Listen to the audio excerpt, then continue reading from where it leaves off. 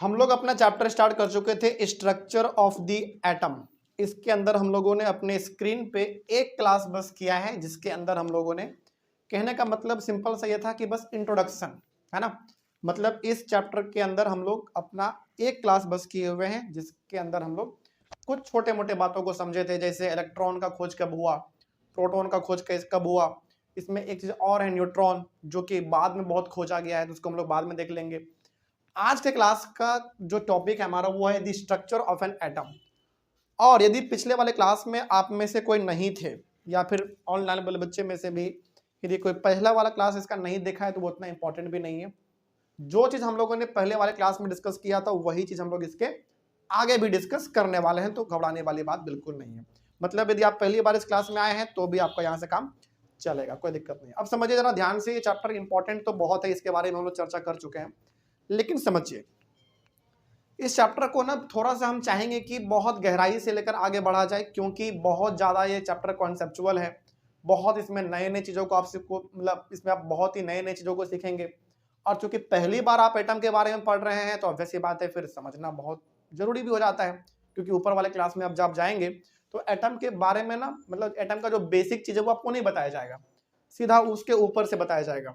तो पहले हम लोग क्या करेंगे, चीजों को पहले बेहतर तरीके से समझेंगे। मतलब पहले आप ये समझो कि एटम होता क्या है। जैसे पहले वाले यानी कि कल हम लोगों ने डिस्कस किया था कि एटम किसी भी मैटर का सबसे छोटा पार्टिकल होता है, ये हम लोग डिस्कस कर चुके थे। चलिए थोड़ा सा हम आपको और बेसिक से लेके जाने की कोशिश करते हैं। जैसे मान लीजिए, सपोज करिए कि ये मेरा एक स्केल है, ठीक है, ध्यान से समझिएगा। यहीं से हमारा क्लास आज का मेन स्टार्ट हो चुका है, समझिए ध्यान से। पहली बात तो ये हमारा एक स्केल है, तो बताइए ये लिविंग है या नॉन लिविंग है? नॉन लिविंग है। तो ध्यान रखिएगा, जितने भी लिविंग थिंग हैं वो सेल से मिलके बने होंगे, और जितने भी नॉन लिविंग थिंग हैं वो एटम से मिलके बने होंगे। तो ये स्केल हमारा एक नॉन लिविंग थिंग है, तो ये एटम से मिलके बना होगा, ठीक है। अब सवाल है कि सर एटम दिखता कैसा है? सेल तो हम लोगों ने बहुत पढ़ा है, क्लास 8 में भी आपने पढ़ा, 9th में भी चैप्टर था हमारा सेल और टिश्यू वगैरह का। तो अब जरा समझो कि ये सेल एक्चुअली में मतलब एटम दिखता कैसा है, समझिए, फिर हम लोग आगे बढ़ेंगे। जैसे हम लोग बात करते थे सेल के बारे में, तो ये एक सेल होता था, ये हमारा सेल मेम्ब्रेन कहलाता था, याद करो सेल मेम्ब्रेन। इसके अंदर हमारा एक न्यूक्लियस होता था बिल्कुल सेंटर में। इसके अंदर ये साइटोप्लाज्म कहलाता था, ये वाला इलाका, ये साइटोप्लाज्म। और इसी साइटोप्लाज्म में आपका राइबोसोम, माइटोकॉन्ड्रिया, प्लास्टिड, क्लोरोप्लास्ट, अलग अलग प्रकार के सेल ऑर्गेनेल्स हुआ करते थे, है ना। मतलब ये सेल था, समझिएगा ध्यान से। ये सेल है जो कि लिविंग थिंग में पाया जाएगा। एटम भी कुछ ऐसा ही होता है। ये हो गया एटम का बाहरी वाला हिस्सा।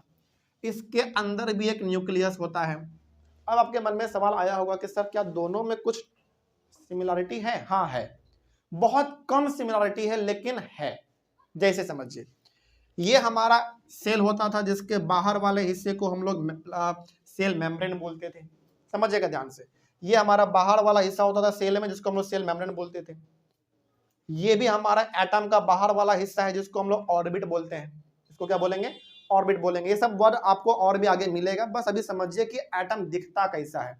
मतलब हम ना आपको एटम का एक फिगर बना के ये दिखाना चाह रहे हैं कि अब बस ये समझ लो कि हाँ एटम ऐसा दिखता है, और स्टेप वाइज पढ़ते पढ़ते पढ़ते एक्चुअली में हम लोगों को वैसे एटम के शेप के बारे में पढ़ना ही पड़ेगा। तो थोड़ा सा बस हम आपको इसका फिगर दिखाना चाहते हैं कि एटम दिखता कैसे है। तो ये सेल का बाहर वाला हिस्सा सेल मेम्ब्रेन कहलाता था। ये एटम का बाहर वाला हिस्सा हमारा ऑर्बिट कहलाता है। ये अंदर वाला हिस्सा इसका न्यूक्लियस कहलाता था। ये भी इसका अंदर वाला हिस्सा इसका न्यूक्लियस कहलाएगा। और ये इसका हो जाता है साइटोप्लाज्म, जिसके अंदर राइबोसोम्स, माइटोकॉन्ड्रिया, है ना, प्लास्टिड्स, क्लोरोप्लास्ट, अलग अलग प्रकार के सेल ऑर्गेनेल्स हुआ करते थे। इसमें भी हमारा कुछ ऐसा ही चीज है, लेकिन इसमें सेल ऑर्गेनेल्स वगैरह नहीं होते हैं। कहने का मतलब माइटोकॉन्ड्रिया, प्लास्टिड वगैरह नहीं होता है। ये आपका ऑर्बिट है, और ऐसा ऐसा ऑर्बिट इसमें बहुत सारे होते हैं। अच्छा, क्या सेल में सेल मेम्ब्रेन बहुत सारे होते थे? नहीं, एक होता था। लेकिन एटम में ऑर्बिट बहुत सारे होंगे, इस प्रकार का। और जो सबसे अंदर में रहा वो कहलाता है हमारा न्यूक्लियस, ठीक है। अब इसमें कुछ जरूरी बातें। अब एटम आपके ये नहीं है, मतलब ये सेल आपके लिए नहीं है। अब एटम को पूरा समझिए, बस ये हम दिखाना चाह रहे थे आपको सेल ड्रॉ करके कि दोनों में बहुत कुछ सिमिलरिटी है। ठीक है, अब समझिए कि एटम एक्चुअली में दिखता कैसा है, समझिए ध्यान से। ये सब हमारा कहलाता है ऑर्बिट। इसके बारे में हम लोग आगे और भी बात करेंगे गहराई से। ये सब ऑर्बिट कहलाता है, ये भी ऑर्बिट, ये भी ऑर्बिट, और ये आपका कहलाएगा न्यूक्लियस।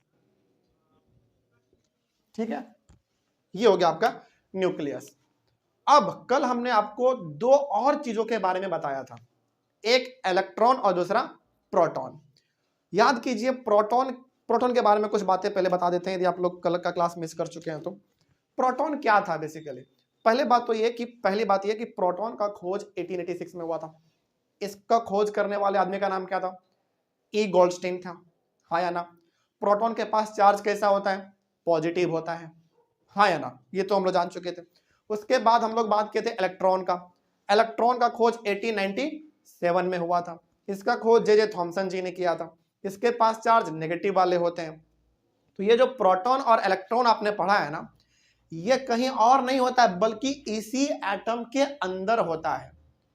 अब कहां होता है जरा उसके बारे में समझते हैं। ये जो आप ऑर्बिट देख रहे हो ना, ये ऑर्बिट, इसी पे आपका भटकता रहता है इलेक्ट्रॉन, यानी कि घूमता रहता है। तो ये सब इलेक्ट्रॉन है, ई लिख दे रहे हैं, समझ जाइएगा। इसके मतलब किसके बारे में बात कर रहे हैं? इलेक्ट्रॉन के बारे में बात कर रहे हैं, ठीक है। और ये सब भी हमारा इसके ऊपर इलेक्ट्रॉन वगैरह घूमता रहता है। कहने का मतलब जो इलेक्ट्रॉन होता है वो ऑर्बिट पे घूमता रहता है, भटकता रहता है, और जो प्रोटॉन है वो न्यूक्लियस के अंदर होता है। प्रोटॉन, और प्रोटॉन के पास कैसा चार्ज था याद करो जल्दी? पॉजिटिव। और इलेक्ट्रॉन के पास कैसा चार्ज? Negative charge. समझ में आ रही है बात? एक चीज इसमें और होता है जिसका नाम है न्यूट्रॉन। वो कहां होता है हालांकि अभी ही बता देते हैं, इसके बारे में थोड़ा सा हम लोग और आगे बढ़ेंगे। न्यूट्रॉन भी हमारा न्यूक्लियस के अंदर ही होता है, NAUTRON, और इसके पास कोई चार्ज नहीं होता है। तो अब जरा यहां पे आप एक बार पहले इसको देखो, फिर आगे बढ़ेंगे। अभी ना आप इसके बारे में ज्यादा दिमाग मत लगाइएगा कि ये क्या है, कैसे हो रहा है। बस आप ये समझ लो कि जिस तरीके से लिविंग थिंग बने होते हैं सेल से मिलके, उसी तरीके से नॉन लिविंग थिंग बने होते हैं एटम से। सेल कैसा दिखता है ये हम लोग क्लास 8 में भी देखे हुए, 9th में भी देखे हुए। सेल का डायग्राम आपके लिए बहुत, मतलब उससे आप बहुत फेमिलियर हैं। लेकिन ये हो गया आपका एक एटम का स्ट्रक्चर। एटम ऐसा ही दिखता है, और एटम के पास जो मेन चीज है वो इतना ही है, इसके अलावा इसमें कुछ नहीं है। तो ध्यान रखना है कि एटम ऐसा ही होता है। ये जो गोल गोल आपको सर्कल दिख रहा है इसको हम लोग कहते हैं ऑर्बिट। ये पहला वाला, दूसरा, तीसरा, इस तरीके से ऑर्बिट हो गया ये हमारा। इसके अंदर में ये बीच वाला हिस्सा इसका न्यूक्लियस कहलाता है, ठीक है। और न्यूक्लियस के अंदर आपका दो चीज होता है, एक प्रोटॉन जिसका चार्ज पॉजिटिव वाला होता है, और एक न्यूट्रॉन जिसके पास कोई चार्ज होता ही नहीं है। और तीसरा बच गया हमारा इलेक्ट्रॉन। इलेक्ट्रॉन ऑर्बिट पे घूमता रहता है, भटकता रहता है, बस। हालांकि इसके पीछे का कहानी और भी लंबा है, जो कि हम लोग अपने आगे क्लास में चलते हुए बात भी करेंगे। लेकिन फिलहाल आपके माइंड में अभी आपको इतना ही एटम का स्ट्रक्चर ध्यान में रखना है। अब ऑब्वियस ही बात है, यदि ये हमारा एक नॉन लिविंग थिंग है, किससे मिलके बने होंगे? इस एटम से मिलके बने होंगे। तो क्या एक एटम से मिलके बना होगा? नहीं, लाखों, करोड़ों, मिलियन, ट्रिलियंस एटम से मिलके बने होंगे। तो हम लोग जो इस पूरे चैप्टर में पढ़ने वाले हैं ना, इसी एटम के बारे में पढ़ने वाले हैं कि आखिर, अच्छा आपको क्या लगता है कि ये जो स्ट्रक्चर है एटम का, जो हमने एकदम बिना कुछ देखे बहुत सिंपल तरीके से हमने ड्रॉ कर दिया, क्या ये पहली बार जब खोजा गया होगा इस एटम का स्ट्रक्चर, क्या पहली बार में ही इतना सटीक बना दिया गया होगा? समझिएगा ध्यान से हम क्या कहना चाह रहे हैं, फिर से समझिए। मतलब अभी जो हमने एटम का स्ट्रक्चर आपके सामने बनाया, क्या यही एटम का स्ट्रक्चर शुरू से चलता आ रहा है? जब से एटम के बारे में खोज हुआ, मतलब खोज स्टार्ट होना हुआ, क्या शुरू से एटम का स्ट्रक्चर यही था? नहीं, इस प्रकार के स्ट्रक्चर तक पहुंचने में हम लोगों को काफी लंबा समय लगा। बहुत सारे साइंटिस्ट ने अपना अलग अलग कंट्रीब्यूशन दिया, जिसमें हम लोग पढ़ेंगे डाल्टन साहब के बारे में, जे थॉमसन के बारे में पढ़ेंगे, फिर से रदरफोर्ड के बारे में पढ़ेंगे, नील्स बोर के बारे में पढ़ेंगे। कहने का मतलब 3-4 साइंटिस्ट हमारे सामने आए जिन्होंने एटम कैसा होता है, कैसा दिखता है, उसके पास क्या क्या चीज होता है, इन सब को बताने के लिए बहुत लंबा संघर्ष चला है। तब जाकर हमारे सामने एक सिंपल सा डायग्राम आया है एटम का, ये वाला। अच्छा, क्या आपको नहीं लग रहा है कि सर इतना सिंपल डायग्राम के लिए इतना संघर्ष करना पड़ा? बिल्कुल करना पड़ा। हर प्रकार के साइंटिस्ट ने अपना अलग अलग डायग्राम दिया, अलग अलग कॉन्सेप्ट दिया, लेकिन सभी में कुछ ना कुछ गड़बड़ी होने की वजह से उसको हम लोग छांटते चले गए। बोले कि नहीं, ये मैच नहीं कर रहा है, कुछ और बताओ। दूसरा साइंटिस्ट आए, वो बताए, उसमें भी कुछ खराबी आया, उसमें भी समझ में नहीं आया, फिर आगे बढ़े हम लोग। तो इतना सिंपल स्ट्रक्चर जो आपको दिख रहा है एटम का, ये केवल दिखने में इतना सिंपल है, लेकिन इसके पीछे का लॉजिक, पूरा कहानी, पूरा संघर्ष, अलग अलग साइंटिस्ट का कंट्रीब्यूशन, किसने क्या बोला, किसने कैसे क्या कहा, किसके थ्योरी गलत साबित हुए, किसके अच्छे साबित हो गए, सब कुछ इसमें हम लोगों को डिस्कस करना पड़ेगा।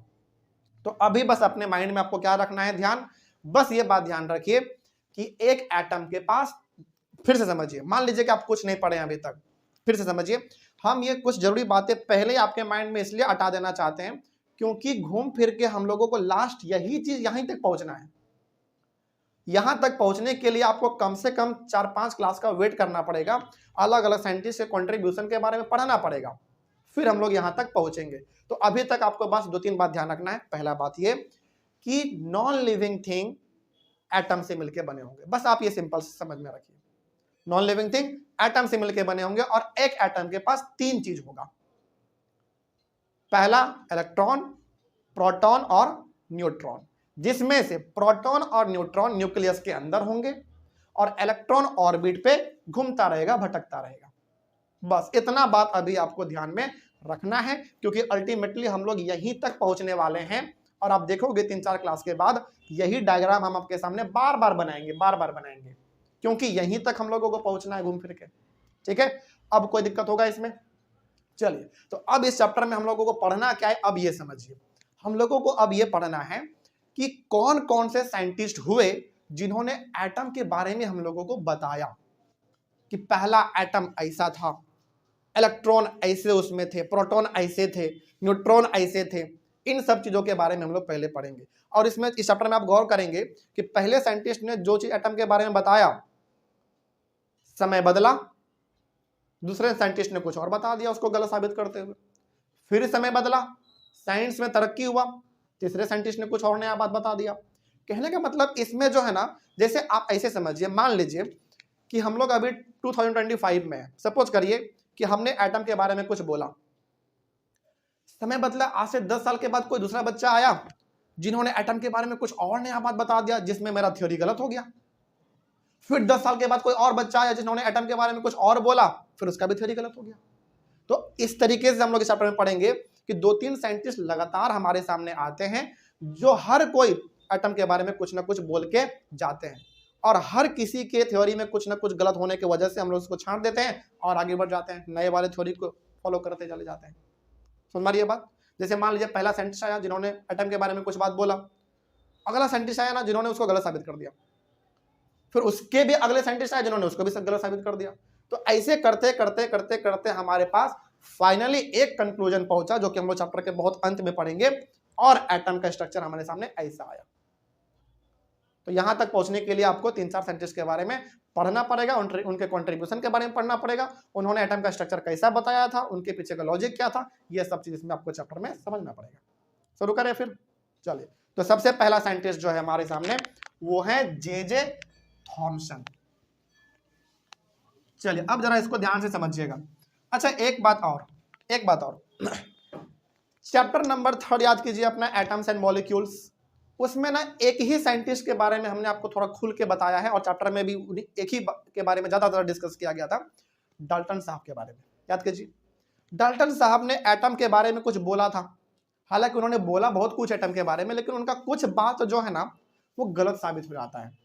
पहला बात उन्होंने जो बोला था वो ये बोला था कि एटम किसी भी मैटर का एटम वो सबसे छोटा पार्टिकल है जिसका टुकड़ा और ज्यादा नहीं किया जा सकता। जैसे मान लीजिए ये हमारा स्केल नॉन लिविंग थिंग है, एटम से मिलकर बने हुए हैं, तो डाल्टन साहब के हिसाब से ये एक हमारा मैटर हुआ।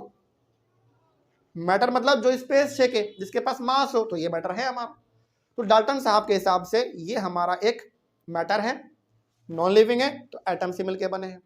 तो इसका सबसे छोटा पार्टिकल क्या कहलाया बताओ? एटम कहलाया। क्योंकि एटम से मिलकर बने हुए हैं। तो डाल्टन साहब बोलते हैं ना कि इसका सबसे छोटा पार्टिकल कौन है? एटम है, जिसको आप ब्रेक नहीं कर सकते हैं। लेकिन आज का साइंस कहता है कि डाल्टन साहब का ये स्टेटमेंट गलत है। क्यों गलत है? क्योंकि एटम को हम लोग 3 हिस्सों में ब्रेक कर सकते हैं। डाल्टन ने बोला कि एटम को ब्रेक नहीं किया जा सकता क्योंकि वो सबसे छोटा होता है, लेकिन आज साइंस डेवलप हुआ, हम लोग साइंस के बारे में कुछ और भी बातें जाने, तो आज हम लोग एटम को लेकर इस बात को जानते हैं कि एटम को भी हम लोग ब्रेक कर सकते हैं, वो भी 3 हिस्सों में। पहला इलेक्ट्रॉन में, दूसरा प्रोटॉन में और तीसरा न्यूट्रॉन में। तो क्या डाल्टन साहब का ये थ्योरी जो उन्होंने दिया था गलत साबित हुआ कि नहीं हुआ? बिल्कुल गलत साबित हुआ। लेकिन हाँ, एक बात ध्यान रखिएगा, डाल्टन जी का सारा थ्योरी गलत नहीं है एटम को लेकर, कुछ कुछ थ्योरी इनका जो है वो गलत है। ठीक है, चलिए अब आते हैं हम लोग अपने टॉपिक पे, ध्यान से समझिएगा। हम बस आपसे एक चीज चाहते हैं कि इसमें आपका कंसंट्रेशन बना रहे, बस समझाना मेरा काम है, बस आप समझते चलिए। टॉपिक है हमारा the structure of an atom. उसके अंदर हम लोगों को पढ़ना है थॉमसन जी के एटम के मॉडल के बारे में। ठीक है, चलिए समझिए। Dalton's atomic theory suggested that the atom was individual. Dalton साहब के हिसाब से उन्होंने कहा था कि एटम जो है ना इंडिविजुअल है, मतलब कि एटम को आप और ज्यादा ब्रेक नहीं कर सकते हैं, ये उन्होंने कहा था। लेकिन आज हम लोग क्या समझते हैं? आज हम लोग समझते हैं कि but the discovery of electrons and protons inside the atom lead to the failure of this aspect of Dalton's atomic theory। अच्छा, आपके मन में सवाल नहीं आया कि सर अभी आपने बोला कि एटम के अंदर 3 चीज होता है, इलेक्ट्रॉन, प्रोटॉन, न्यूट्रॉन, यहाँ पे केवल 2 ही चीज लिखा हुआ है, इलेक्ट्रॉन और प्रोटॉन, क्यों? बताओ जरा, सोचो जल्दी। क्योंकि हमने आपको कल भी बोला था और आज भी बोल रहे हैं कि सबसे पहली बार खोज किया गया प्रोटॉन का 1886 में, फिर खोज किया गया इलेक्ट्रॉन का, उसके बाद फिर खोज हुआ न्यूट्रॉन का। तो अभी तक के हिसाब से जो है हमारे सामने केवल 2 ही चीज था एटम के पास। मतलब अभी तक के साइंटिस्ट बस ये जानते थे कि एटम के पास मात्र 2 चीज होता है, एक इलेक्ट्रॉन और एक प्रोटॉन। इसीलिए यहाँ पे केवल इलेक्ट्रॉन और प्रोटॉन के बारे में ही जिक्र हुआ है। ठीक है, तो डाल्टन जी ने बोला कि यार एटम जो होता है ना वो इंडिविजुअल है, मतलब कि आप उसको और ज्यादा ब्रेक नहीं कर सकते हैं। लेकिन आज का साइंस कहता है कि नहीं, इलेक्ट्रॉन और प्रोटॉन में हम लोग मतलब एटम को 2 हिस्से में डिवाइड कर सकते हैं। किसमें किसमें? इलेक्ट्रॉन में और प्रोटॉन में। तो बताइए क्या डाल्टन जी का ये थ्योरी गलत हुआ कि नहीं हुआ? बिल्कुल गलत हुआ। ठीक है, आगे बढ़ते हैं। J Thompson was the first one who propose a model for the structure of an atom. अब जे थॉमसन जी पहला ऐसा साइंटिस्ट बने केमिस्ट्री की दुनिया का जिन्होंने ये हमको बताया कि एटम का स्ट्रक्चर ऐसा ही होता है। कैसा होता है अभी ड्रॉ करेंगे हम लोग। मतलब जे थॉमसन पहला ऐसा इंसान थे जिन्होंने हम लोगों को स्ट्रक्चर दिखाया कि हाँ एटम ऐसा होता है। अभी आप लोग स्ट्रक्चर देखोगे ना एटम का, आपको बड़ी हंसी लगेगा, आपको लगेगा कि इतना सिंपल, क्या इतना साइंस उस समय पे खराब था? लेकिन यहाँ पे ध्यान रखिएगा, एक चीज हम आपको और बता देते हैं, बहुत सारे बच्चे ने चैप्टर में कुछ गलत ही समझ लेते हैं।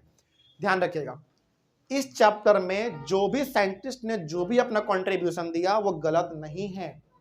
उस समय के हिसाब से जो उन्होंने बोला उस समय के हिसाब से बहुत बढ़िया है। जैसे आपको बताते हैं, अभी आपने पहला बात क्या देखा कि डाल्टन जी ने बोला था कि एटम को आप ब्रेक नहीं कर सकते। ये उस समय जब इन्होंने बोला होगा उस समय के लिए ये बहुत बड़ी बात रही होगी, बहुत बड़ी बात रही होगी, क्योंकि ये पहली बार ऐसा बोला गया ना किसी के द्वारा, हाँ या ना। जैसे मान लीजिए, सपोज करिए, ये एग्जांपल हम हर क्लास में देते हैं, खास करके चैप्टर को समझाने के लिए फिर से देते हैं। जैसे मान लीजिए आपने वो देखा ना डोरेमोन में टाइम मशीन होता है, नोबिता के डेस्क के नीचे से खोलता है, वो उसमें जाता है, वो किसी भी जमाने में चला जाता है, डायनासोर वाले जमाने में या फिर कोई भी जमाने में वो चला जाता है। मान लीजिए हम वो आदमी है जो बोलता है कि नहीं टाइम मशीन जैसा कुछ चीज नहीं हो सकता, सपोज करिए। तो अभी के हिसाब से देखा जाए तो सही में टाइम मशीन जैसा चीज कुछ है ही नहीं, है क्या ऐसा कुछ? बताओ।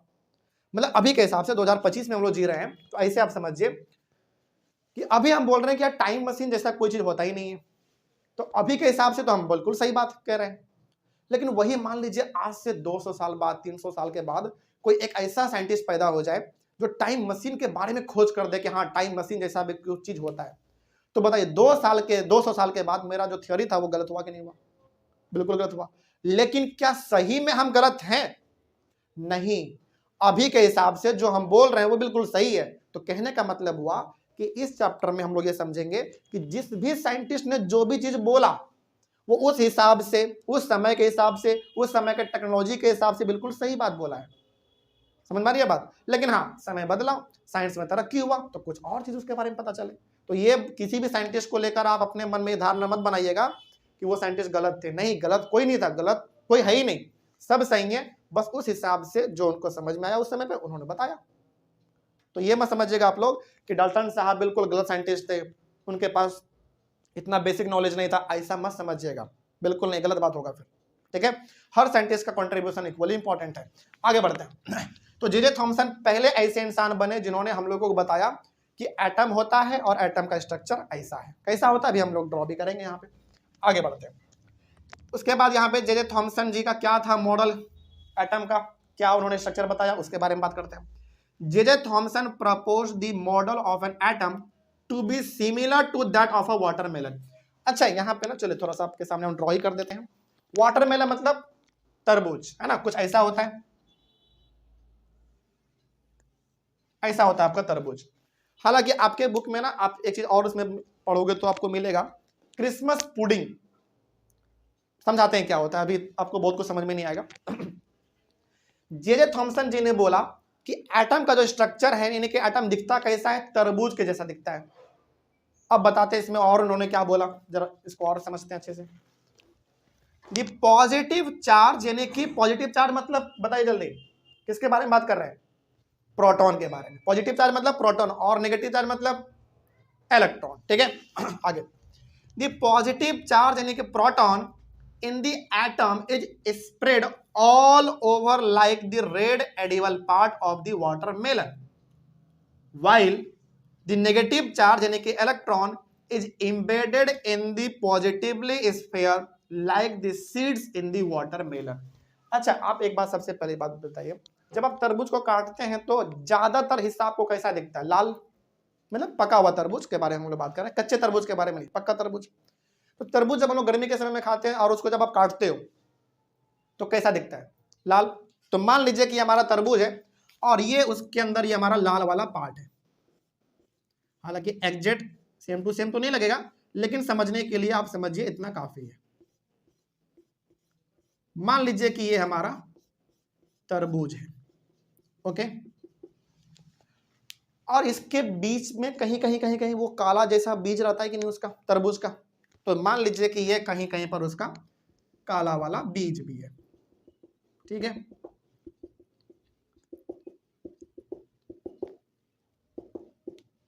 हाँ।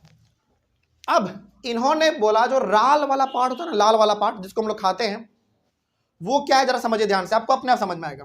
द पॉजिटिव चार्ज यानी कि proton in the atom is spread all over like the red edible part, यानी कि जो लाल वाला पार्ट आपको दिख रहा है इस पूरे तरबूज में, वो क्या है? प्रोटॉन है। ध्यान रखिएगा, लाल वाला पार्ट जो है वो प्रोटॉन है, यानी कि पॉजिटिव चार्ज वाले बात हो रहे हैं इसमें। ठीक है, और जो बीज आपको दिखता है काला काला, वो इलेक्ट्रॉन है। ऐसा जे थॉमसन जी ने हम लोगों को बोला। तो ये काला वाला हिस्सा हम डिनोट करना चाह रहे हैं। ठीक है, ये आपका इलेक्ट्रॉन है, ये आपका होता है नेगेटिव चार्ज। यही स्ट्रक्चर है जे थॉमसन जी के एटम का। क्या आपको बहुत सिंपल नहीं लग रहा है? बताओ जरा।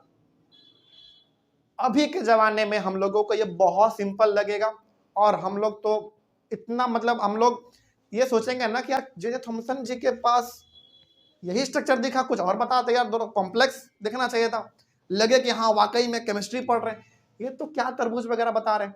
लेकिन ध्यान रहे, फिर से हम वही बात बोलेंगे कि अभी के हिसाब से आपको ये बहुत सिंपल डायग्राम लग रहा है, लेकिन उस समय के हिसाब से जब इन्होंने पहली बार बताया होगा कि हाँ एटम का स्ट्रक्चर ऐसा होता है, साइंस की दुनिया में ना तहलका मच गया होगा, बहुत ज्यादा, मतलब वाह वाह हुआ होगा, बहुत ज्यादा। तो उन्होंने जो बोला हम लोगों को एटम का स्ट्रक्चर, वो तरबूज के जैसा बोला। तो ध्यान रखिएगा, एक एग्जाम में आएगा तो आप एक तरबूज जैसा स्ट्रक्चर बनाइएगा, लाल वाला जो पार्ट होता है जिसको हम लोग खाते हैं उसको आप बोलिएगा कि ये प्रोटॉन है। ये हम नहीं बोल रहे, जे थॉमसन बोले थे, उन्होंने ही बोला था जो लाल वाला पार्ट जो हम लोग खाते हैं वो प्रोटॉन है, और जो काला बीज आपको दिखता है वो इलेक्ट्रॉन है, यानी कि नेगेटिव चार्ज है। अब जरा इस हिसाब से देखा, मतलब ये है जे थॉमसन का मॉडल, और जो अभी हमने आपको बताया था जो उसको हम लोग आज फॉलो करते हैं, तो बताइए क्या उसमें और इसमें धरती आसमान का फर्क नहीं है? बिल्कुल फर्क है। उसमें हमारा प्रोटॉन कहाँ होता था बताओ? न्यूक्लियस के अंदर। यहाँ पे पूरा लाल वाला पार्ट ही आपका प्रोटॉन है। उसमें हमारा इलेक्ट्रॉन कहाँ होता था बताओ? ऑर्बिट पे होता था, घूमता रहता था, भटकता रहता था। इसमें देखो जहां जहां आपको बीज दिख रहा है बिना ऑर्बिट का ही पड़ा हुआ है इलेक्ट्रॉन। तो दोनों में फर्क है, लेकिन इसका मतलब ये नहीं है कि जे थॉमसन को आप गलत बोलेंगे, नहीं, उस समय के हिसाब से उन्होंने जो बोला वो बिल्कुल सही था। अच्छा, अब आपके बुक में ना वाटरमेलन के जगह पर एक शब्द इस्तेमाल किया गया, क्रिसमस पुडिंग। क्रिसमस पुडिंग क्या होता है पता है? ये एक्चुअली ना केक है। जैसे जैसे इसको आप ऐसे समझो, जैसे हमारे इंडिया में और खास करके यदि हम लोग बिहार में हैं तो बिहार में छठ पूजा हम लोग का बड़ा फेमस है ना। तो छठ पूजा में कुछ बने ना बने हमारे बिहारियों के घर में ठेकुआ जरूर बनता है। तो ठेकुआ का मतलब क्या हो जाता है? एक स्पेशल डिश, एक स्पेशल मतलब कोई पकवान जो कि हमेशा नहीं बन सकता, स्पेशल कोई ओकेजन होता है तो बनता है। मतलब आप इसको ऐसे समझो, हम लोग इसको कनेक्ट कर सकते हैं आपस में कि जब हमारे बिहार में छठ होता है तो छठ पूजा में हमारे घर में कुछ बने ना बने ठेकुआ जरूर बनता है। इसका मतलब ठेकुआ किस चीज को डिनोट कर रहा है बताओ? एक स्पेशल डिश को डिनोट कर रहा है, हाँ या ना।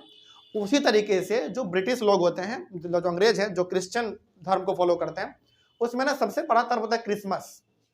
आप लोग जानते होंगे क्रिसमस बड़ा उनका फेमस पर्व होता है।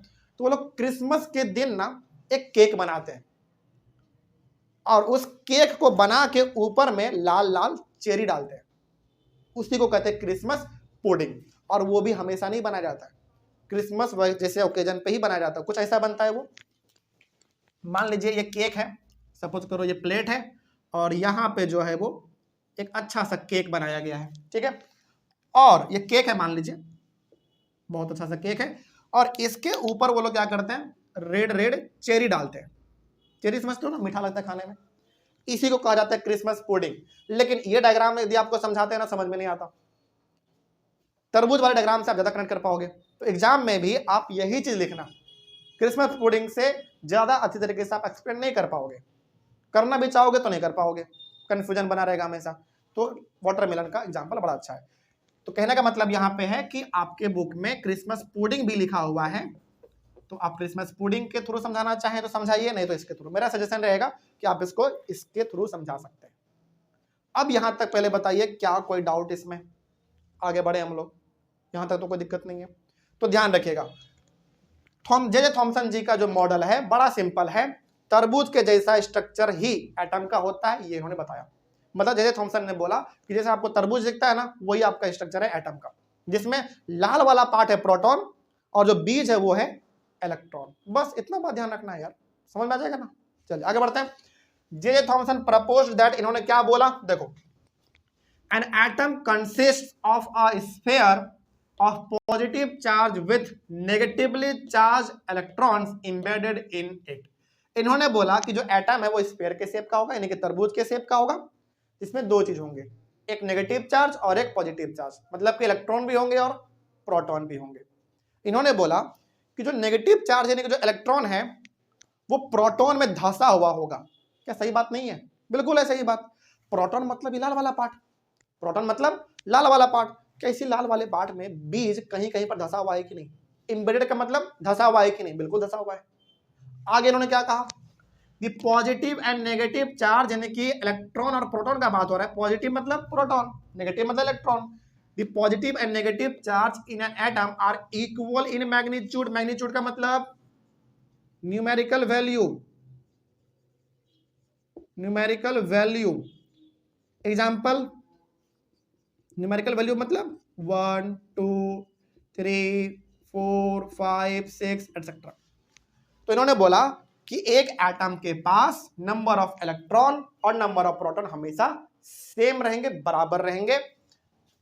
Due to which an atom is electrically neutral, it has no overall positive और नो नेगेटिव चार्ज।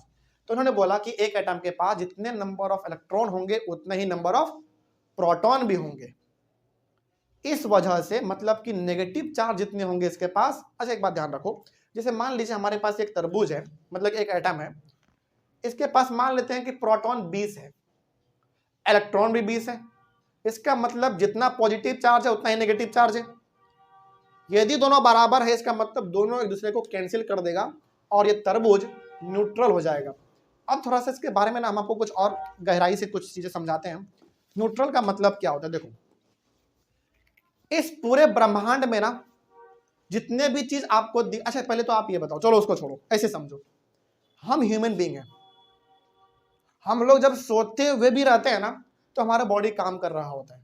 मतलब मान लीजिए हम सो रहे हैं तो क्या आपका हार्ट बीट रुक जाता है क्या? नहीं। मतलब हम सो भी रहे हैं तो हमारा बॉडी हमारे लिए काम कर रहा है, वाइब्रेट कर रहा है। लेकिन जो मैटर है, जैसे ये हमारा स्केल, इसको आप जहां रख दोगे ना वहीं ये रह जाएगा, इसमें जरा सा भी वाइब्रेशन वगैरह आपको नहीं देखने को मिलेगा। क्यों नहीं दिख रहा है? क्योंकि ये न्यूट्रल है। न्यूट्रल का मतलब ही होता है कोई वाइब्रेशन नहीं, कोई मूवमेंट नहीं। और ये न्यूट्रल क्यों है? इसलिए न्यूट्रल है क्योंकि इसके पास जितने नंबर ऑफ इलेक्ट्रॉन है उतने ही नंबर ऑफ प्रोटॉन भी है। यदि ऐसा नहीं होता तो इस संसार में जितने भी चीज आपको दिख रहे हैं, यदि नेगेटिव चार्ज और पॉजिटिव चार्ज दोनों बराबर नहीं होता तो हर चीज आपको आज वाइब्रेट करता हुआ दिखता है। जैसे मान लीजिए हमारे सामने यहाँ पे कैमरा है, कैमरा स्टैंड है, टेबल है, आप जिस पे बैठे हुए हैं, टेबल कुर्सी सब कुछ हमारे, किताब पंखा बल्ब ट्यूबलाइट सब कुछ हमारे सामने है। सब कुछ अस्थिर नहीं होता, सब कुछ हमेशा वाइब्रेट करता रहता। कब? जब नेगेटिव और पॉजिटिव दोनों बराबर नहीं होते तब। लेकिन नेचर बड़ा खूबसूरती से बनाया गया है, जितने भी मैटर है उनके पास जितना पॉजिटिव चार्ज है उतना ही नेगेटिव चार्ज है, जिसके वजह से वो न्यूट्रल है। इसीलिए उसको हम लोग जहां रखते हैं वो वहीं रह जाता है। जैसे मान लीजिए इसको हमने अपने हाथ पे रखा, हाथ पे ही रह जाएगा ये हमेशा, कभी भी नीचे नहीं गिर सकता अपने मन से। जब गिराएंगे तभी गिरेगा। क्यों नहीं गिर रहा है? क्यों नहीं वाइब्रेट हो रहा है? क्योंकि इसके पास जितना पॉजिटिव चार्ज है उतना ही नेगेटिव चार्ज है। इट मीन्स ये न्यूट्रल है। तो दुनिया में जितना भी जो आपको अस्थिर दिख रहा है समझ जाइए वो न्यूट्रल है, उसके पास पॉजिटिव और नेगेटिव का दोनों बराबर है। बस यही था हमारा पूरा का पूरा जे थॉमसन जी के एटम का मॉडल। बस इतना ही ध्यान रखना है आपको इसमें। अब बताइए यदि कोई डाउट है तो फटाक से पूछ लीजिए, और ऑनलाइन वाले बच्चे इसका जल्दी से आप लोग स्क्रीनशॉट लेके इसको लिखिए। यहां तक में कोई डाउट किसी को? यदि इसमें से किसी प्रकार का सवाल पूछा जाए तो बता दोगे? बिल्कुल। अभी तक के क्लास में जो आपने सीखा है उसको 2-4 मिनट लेके हम आपको समराइज करते हैं, इसलिए क्योंकि आगे क्लास में जब आएंगे इसको आप रिवाइज करके आएंगे। ध्यान रखिएगा, जो आप लोगों ने अभी जे थॉमसन जी के मॉडल के बारे में पढ़ा, यही थ्योरी अगला आने वाला साइंटिस्ट इसको गलत प्रूफ करेगा। अगले हमारे होंगे रदरफोर्ड जी, जो ये बोलेंगे कि नहीं जे थॉमसन ने जो बोला था वो गलत बोला था। इसका मतलब है कि रदरफोर्ड भी अपना कुछ मॉडल देंगे, बिल्कुल देंगे, ध्यान रखिएगा। तो इसको जरा आप ध्यान से देख लो। क्यों देखने के लिए बोल रहे हैं? क्योंकि इन्हीं सारे थ्योरी को अगला आने वाला साइंटिस्ट गलत प्रूफ करने वाला है। वो गलत प्रूफ करके फिर अपना कुछ कॉन्सेप्ट देगा, फिर उसके बारे में हम लोग पढ़ेंगे अलग से। यहां तक में किसी को डाउट है तो फटाक से पूछ लीजिए। समझ में आ गया सब कुछ? तो अभी तक के क्लास में बस आपको 2-4 बातें जो ध्यान रखने हैं। पहला बात ये ध्यान रखिएगा, पहले तो आप अपने मन में ना एक एटम का स्ट्रक्चर हमेशा रखिएगा जो हमने पहले बनाया था यहाँ पे, ठीक है? क्योंकि उस चीज को लेकर आप इस चीज से कनेक्ट कर सकते हैं। मतलब जितने बार भी हम अलग अलग एटम का स्ट्रक्चर बनाएंगे ना, उस एटम के स्ट्रक्चर को और जो हमने बनाया था वहां पे उस एटम के स्ट्रक्चर को आप बार बार कनेक्ट करोगे तो आपको दोनों में डिफरेंस बहुत दिख जाएगा। जैसे हमने जो पहला यहाँ पे एटम का स्ट्रक्चर बनाया था उसमें और इसमें क्या फर्क नहीं है? धरती आसमान का फर्क है भाई। तो पहला आप उसको ध्यान में रखिएगा। दूसरा बात ध्यान में रखिएगा, एटम के पास 3 चीज होता है, इलेक्ट्रॉन, प्रोटॉन, न्यूट्रॉन, जिसमें से इलेक्ट्रॉन ऑर्बिट पे घूमता रहता है, प्रोटॉन और न्यूट्रॉन न्यूक्लियस के अंदर होता है। ये बात ध्यान रखना है आपको, बस, ठीक है? उसके बाद प्रोटॉन का खोज पहले हुआ था, इलेक्ट्रॉन का खोज बाद में हुआ। प्रोटॉन का खोज 1886 में हुआ था और इलेक्ट्रॉन का खोज 1897 में हुआ था। ये बात ध्यान रखिएगा। न्यूट्रॉन के बारे में अभी क्यों नहीं बता रहे? क्योंकि इसका खोज इन दोनों के बाद हुआ है, तो उसके बारे में हम लोग बाद में बात कर लेंगे। बस इतना ध्यान रहे कि हाँ न्यूट्रॉन जैसा भी कुछ चीज होता है, ठीक है? और बात करें जे थॉमसन जी के बारे में, तो जे थॉमसन जी ने, बताओ किसके थ्योरी को गलत साबित किया? जल्दी बताओ। डाल्टन के थ्योरी को गलत किया। मतलब जे थॉमसन जी का जो मॉडल है, इन्होंने डाल्टन साहब ने जो बोला था एटम के बारे में, उनके थ्योरी को उन्होंने गलत साबित कर दिया। डाल्टन जी क्या बोले थे कि एटम को और मतलब एटम को आप मतलब एटम जो है वो किसी मैटर का सबसे छोटा पार्टिकल होता है, उसको आप ब्रेक नहीं कर सकते हैं। जे थॉमसन बोले नहीं, उसको ब्रेक कर सकते हैं, इलेक्ट्रॉन, प्रोटॉन और न्यूट्रॉन के रूप में हम लोग ब्रेक कर सकते हैं। हालांकि अभी न्यूट्रॉन का नाम मत लीजिएगा क्योंकि अभी तक जो है केवल इलेक्ट्रॉन और प्रोटॉन ही खोजा गया था, ठीक है? वो तो हम अपने मन से बोल दे रहे हैं कि हाँ न्यूट्रॉन है तो बोल दे रहे हैं कई बार, लेकिन अभी तक आप न्यूट्रॉन जैसा शब्द इस्तेमाल नहीं करिएगा, हमने भी कहीं पे नहीं किया है, ठीक है? तो जे थॉमसन ने प्रूफ किया गलत डाल्टन्स के थ्योरी को, ये इनके थ्योरी को गलत प्रूफ करेंगे कौन? रदरफोर्ड। ठीक है, इस तरीके से सिलसिला हमारा भी चलता रहेगा। उसके बाद बात करें थॉमसन जी ने क्या अपना मॉडल दिया था, उसको इसमें ये ध्यान रखिएगा। थॉमसन जी ने एटम को बोला कि एटम बिल्कुल तरबूज के जैसा होता है, मतलब तरबूज का जो सा स्ट्रक्चर है वैसा स्ट्रक्चर एटम का भी होता है, जिसमें लाल वाला पार्ट जो प्रोटॉन है और जो बीज है वो इलेक्ट्रॉन है, बस। और इन्होंने बोला ये चीज और कि न्यूट्रॉन मतलब जितने एटम में जितने संख्या इलेक्ट्रॉन का होगा उतना ही संख्या प्रोटॉन का होगा, मतलब नेगेटिव चार्ज और पॉजिटिव चार्ज दोनों बराबर होंगे। इसीलिए कोई भी चीज आपको न्यूट्रल दिखता है, मतलब अस्थिर दिखता है। यदि ऐसा नहीं होता, नंबर दोनों का अलग अलग होता, तो हर चीज आपको आज उथल पुथल होता हुआ दिखता। बस इतना ही चीज था इसमें, कोई दिक्कत इसमें? चलिए, तो अगला वाला क्लास जो होगा हमारा वो होगा रदरफोर्ड के बारे में, और रदरफोर्ड जी इनके थ्योरी को गलत साबित करने वाले हैं। ये हम लोग अपने अगले क्लास में डिस्कस करेंगे। ठीक है, चलिए, तो मिलते हैं हम लोग अपने अगले क्लास में। Thank you very much and have a nice day.